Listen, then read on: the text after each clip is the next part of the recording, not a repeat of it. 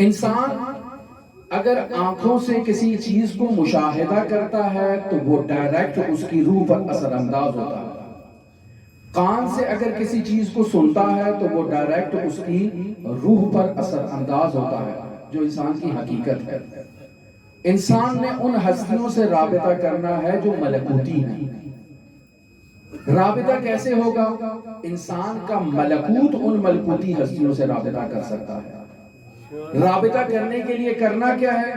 انسان ان ملکوتی ہستیوں کے گنبد کو، زری کو، بارگاہ کو مشاہدہ کرے، آنکھ سے رابطہ برقرار کرے.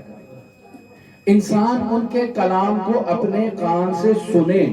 فَإِنَّ النَّاسَ لَوْ عَلِمُوا مَحَاسِنَ كَلَامِنَا لَاتَّبَعُونَا. اگر یہ ہمارے کلام کو سنیں، خود بخود ہمارے گرویدہ ہو جائیں گے اور ہمارے پیروکار ہو جائیں گے. بس یہ کان سے سننا ہے، آنکھ سے دیکھنا ہے، جذبے کی کیفیت کو ایجاد کرنے کے لیے، کشش کو حاصل کرنے کے لیے. اس فرش عزا سے اس کا کیا تعلق ہے؟ جس قدر سید الشہداء کی مصیبت کو سماعت کریں گے، سنیں گے، یہ مصیبت اس کان سے انسان کے نفس ناطقہ اور انسان کی روح پر اثر انداز ہوگی. انسان متعلم ہوگا، غمگین ہوگا، اس کی آنکھوں سے آنسو جاری ہوں گے، اس کی آنکھیں اس کی روح کی ترجمانی کرتے ہوئے گریہ ازاری کریں گی.